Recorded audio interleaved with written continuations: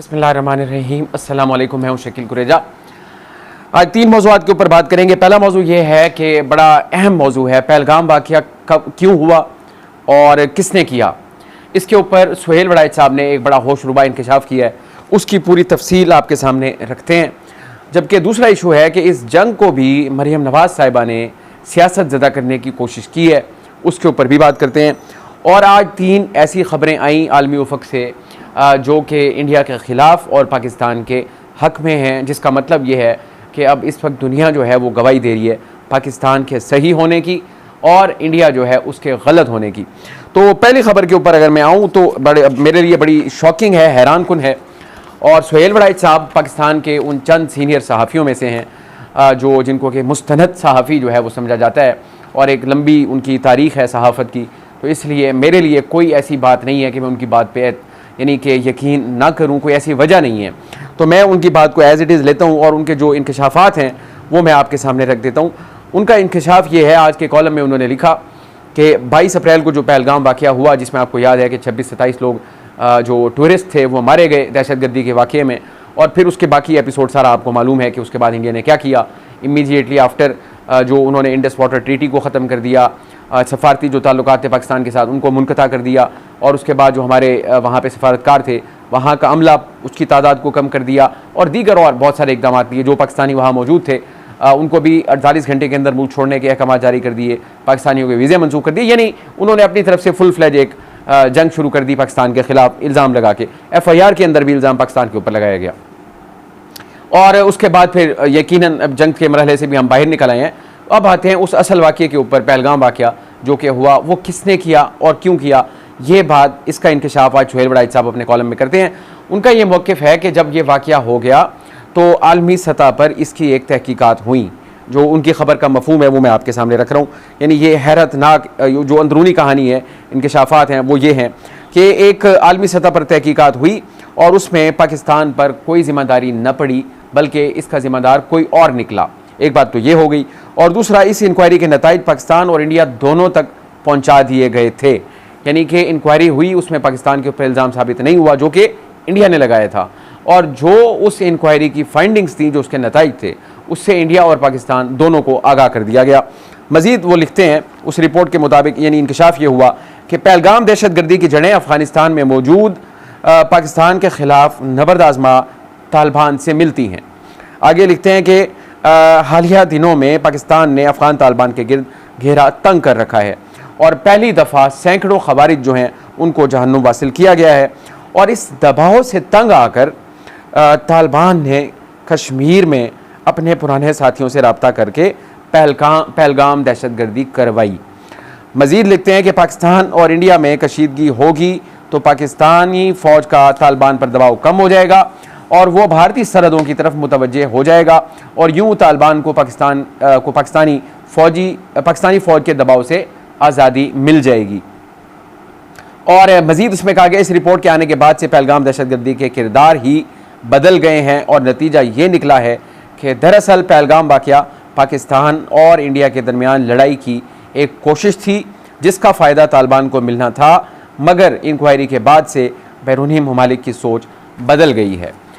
अब आपको सारी स्टोरी समझ आ गई हो, मैं इसको वजाहत कर देता हूँ थोड़ी सी कि अफ़गानिस्तान के अंदर जो तालिबान पाकिस्तान के ख़िलाफ़ नबर्द आज़मा हैं, उनकी प्लानिंग से ये हुआ। क्यों हुआ?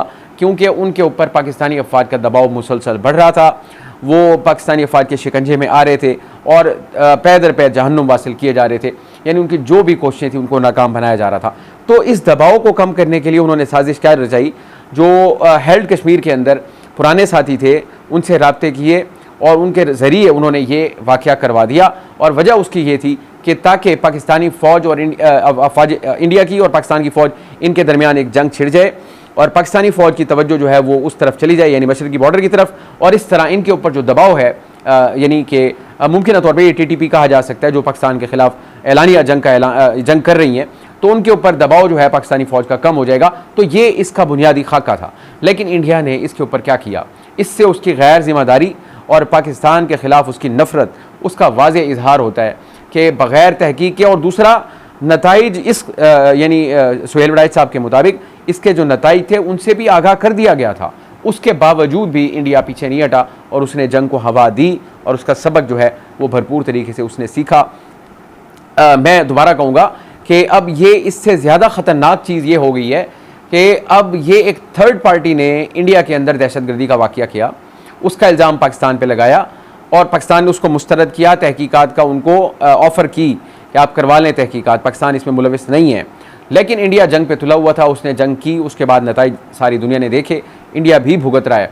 उस जंग के बाद मोदी कल और परसों जो उन्होंने तकरीर की उसमें यही कहा कि अब अगर पाकिस्तान की इंडिया के ऊपर दहशतगर्दी होगी तो हम इसका दोबारा जवाब देंगे। तो मुराद ये है कि ये फ्लैश पॉइंट है जिससे कोई भी थर्ड पार्टी फ़ायदा उठा सकती है और इंडिया जो है उसने खुदा ना करे मुस्तकबिल की अगर भी कोई दहशतगर्दी है या का वाक़या होता है दहशतगर्दी का, उसका इल्ज़ाम भी पाकिस्तान पे लगा के जवाब की बात उन्होंने कर दी है। तो इस चीज़ को सॉर्ट आउट होना चाहिए और उम्मीद और इम्कान यही ज़ाहिर किया जा रहा है कि आने वाले दिनों में ट्रंप जो हैं वो पाकिस्तान इंडिया को एक मेज़ पे बिठाने में कामयाब हो जाएंगे और जब वो मेज़ पे बैठेंगे तो फिर यकीनन ये तमाम इशूज़ उसमें डिस्कस होंगे और सूरत हाल कोई बेहतरी का रास्ता इख्तियार कर सकती है। अब आता हूँ मैं मरीम नवाज़ साहिबा की। मैंने गुजारिश की आपसे कि अब जंग का मौका था, पूरी कौम मुत्तहिद थी। खुद अता तारड़ साहब जो कि वफाकी वज़ीर इत्तलात हैं, उन्होंने पाकिस्तान तहरीक इंसाफ के सोशल मीडिया को सराहा, जो उनका यानी कि किरदार रहा जंग के दौरान, तो उसकी उन्होंने सताइश की, उसकी तारीफ़ की। लेकिन आज मरीम नवाज़ साहिबा फैसलाबाद में थी और स्कॉलरशिप प्रोग्राम के हवाले से तकरीब थी, उधर उन्होंने खिताब किया और इस यानी पाकिस्तान की फ़तह को या इस जंग को भी सियासत की नज़र उन्होंने करने की बहरहाल कोशिश ज़रूर की है। उनका वहाँ पे खिताब करते हुए ये कहना था तलबा से कि 9 मई को जिस एयरफोर्स के जहाज़ों को जलाया गया उसी एयरफोर्स ने राफेल तैयारे गिराए। नवाज शरीफ का जुमला याद रखना चाहिए कि हम 9 मई वाले नहीं, 28 मई और 10 मई वाले हैं। तो मैं समझता हूँ कि ये एक ऐसी सूरत हाल थी जिसमें पूरी कौम यकजान थी, सारे मुत्तहिद थे और उस इत्तेहाद का नतीजा जो निकला है वो हमने भी देखा, सारी दुनिया ने देखा। पाकिस्तान को एक नया फेस मिला। इस चीज़ को सियासत की नज़र करना अफसोसनाक है। मैं समझता हूँ मरीम नवाज़ साहिबा को इज्तनाब करना चाहिए था ऐसी बात करते हुए, क्योंकि जंग पाकिस्तान के ऊपर मुसल्लत हुई थी और अल्लाह ताला ने पाकिस्तान को सुरखरू किया है, उसको सेलिब्रेट करना चाहिए, ना कि उसको सियासत यानी सियासत में आलूदा कर देना चाहिए। तो ये सियासत की नज़र करने की ही मुतरादिफ है मेरे नज़दीक। बेहतर होता मरीम नवाज़ साहिबा ये वाली बात ना करती, मेरा ख्याल है मौका भी नहीं था और ये बात इस सूरत हाल में जचती भी नहीं है। लेकिन बहरहाल सियासत जो है उसके कोई असूल नहीं होते, उसके सीने में दिल भी नहीं होता। उन्होंने आज इस चीज़ को भी सियासत ज़दा करने की कोशिश की, जो मैं ज़ाती तौर पर समझता हूँ काबिल मज़म्मत है। अब मैं गुजारिश करूँगा, 3 खबरें मैंने आपको बताई आज आई आलमी उफ़क़ से और वो तीनों पाकिस्तान के हक़ में और इंडिया के ख़िलाफ़ गई। पहली मस्बत खबर, इंडिया ने भरपूर कोशिश की कि पाकिस्तान का जो IMF प्रोग्राम है, जो अगली किस्त है, वो पाकिस्तान को ना मिले। लेकिन आज स्टेट बैंक से ये खबर आई कि 1.2 अरब 1 अरब 20 करोड़ और 30 लाख डॉलर की जो किस्त है वो पाकिस्तान को मौसूल हो चुकी। ये इंडिया की सुबकी हुई, उसने कोशिश की लेकिन वो नाकाम रहा और पाकिस्तान को जो उसका हक़ था वो मिल गया। इसमें एक और चीज़ रिफ्लेक्ट होती है कि IMF जैसे इदारे जो हैं वो अपना काम अपने मेरिट के मुताबिक करते हैं, वो किसी की ख्वाहिश पर कोई काम नहीं करते। इसमें कम से कम ये बात रिफ्लेक्ट होती है, वो रिफ्लेक्ट हुई और पाकिस्तान को ये पैसे मिल गए। तो ये इंडिया के लिए सबक भी है और सुबकी भी है। और दूसरी खबर वो भी इतनी ही इम्पॉर्टेंट है, वो ये कि इनके जो वज़ारत ख़ारजा के तर्जुमान हैं इंडिया के, उन्होंने कल अपनी ब्रीफिंग दी मीडिया को और उसमें उन्होंने 2 चीज़ें यानी 2 अहम चीज़ें जो बताई।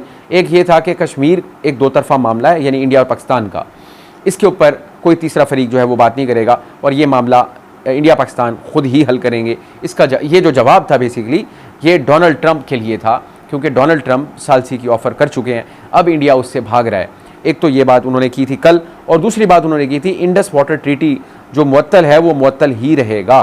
तो ये उनके वज़ारत ख़ारजा के तर्जुमान ने कल बात की इंडिया की। आज इस हवाले से जो बड़ी खबर आई वो ये है कि इस वक्त वर्ल्ड बैंक के जो सदर हैं, इत्तफ़ाक़ की बात है वो भारतीय नजात हैं और सिख कम्यूनिटी से उनका ताल्लुक़ है, उनकी जानिब से वाज़े अल्फाज में आज ये पैगाम दिया गया है। उनका ये मौक़िफ़ है कि सिंध तास मुआहदे में यकतरफ़ा मुअत्तली की कोई गुंजाइश नहीं है और ताहम बाहमी इत्तफ़ाक़ से मुआहदा मुअत्तल या उसमें तरमीम की जा सकती है। 2 बातें आ गई, एक, इसको यकतरफ़ा तौर पे कोई एक फ़रीक मुअत्तल नहीं कर सकता, ऐसी कोई गुंजाइश मुआहदे के अंदर मौजूद नहीं है। ये कौन कह रहे हैं? वर्ल्ड बैंक के सदर।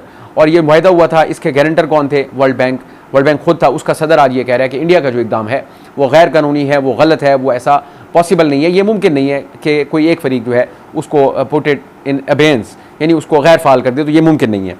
दूसरी बात उन्होंने की, अगर उसमें कोई ऊंच नीच करनी है या उसको तब्दील करना है या उसको मुअत्तल करना है, जो कि मुआहदा खुद भी ये कहता है कि वो दोनों फरीक मिलकर ही कुछ कर सकते हैं, अदरवाइज़ एक फरीक जो है वो कोई काम नहीं कर सकता।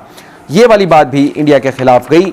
सिख हैं, इंडियन नजाद हैं, लेकिन उसके बावजूद उन्होंने अपना जो मौक़िफ़ है, दोबारा इस इदारे ने भी मेरिट के ऊपर अपना फ़ैसला किया और इंडिया के दबाव में नहीं आया। याद रहे कि वर्ल्ड बैंक के सदर से मोदी ने मुलाकात भी की थी और मुलाकात के बावजूद ये जो सूरत हाल सामने आई है, ये इंडिया के लिए ऑब्वियसली एक सेटबैक है। और तीसरी खबर जो थी, न्यू इंडियन एक्सप्रेस, ये एक बड़ा मारूफ इदारा है इंडिया का, उसके अंदर आज एक आर्टिकल लिखा गया। उस आर्टिकल में उन्होंने इंडिया को, जिसको अपने ही मुल्क को धो दिया है, उसको बिल्कुल जिसको कहते हैं ना बांध के मारा है, आईना दिखाया है अपने प्राइम मिनिस्टर को और अपनी हुकूमत को। सफारती नाकामियों के ऊपर बात की और इसके अलावा वेस्ट जो था बिलखुसूस, इंडिया जो है वो बड़ा प्राउड फील करता है कि उसके बड़े ताल्लुकात हैं दुनिया के अंदर, क्योंकि वो बहुत बड़ी मंडी है और दुनिया उनके ऊपर डिपेंड करती है और दुनिया की तिजारत और ये मामलात और कारोबार सारा कुछ हमसे चलता है वगैरह वगैरह।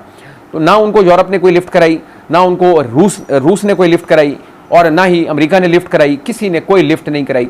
ग़ालिबन उसकी बुनियादी वजह, मैं वापस जाऊँगा सुहेल वराइद साहब के इंकिशाफ की तरफ, वो हो सकती है जब रिपोर्ट सारी दुनिया के सामने मौजूद थी कि पाकिस्तान का इसमें कसूर कोई नहीं है और जो नताइज हैं उससे इंडिया को आगाह किया जा चुका है, उसके बावजूद भी वो जारहियत पे उतरा हुआ है, तो कसूर इंडिया का है, पाकिस्तान का नहीं है, इसलिए उन्होंने ग़ालिबन इंडिया का साथ नहीं दिया।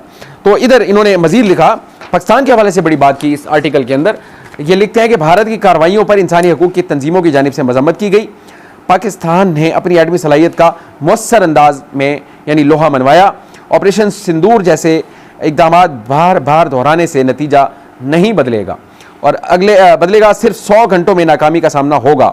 बार बार की अस्करी मुहिम जोई से न सिर्फ असर ख़त्म होगा बल्कि क़यादत पर अवाम का एतमाद मुतज़लज़ल होगा।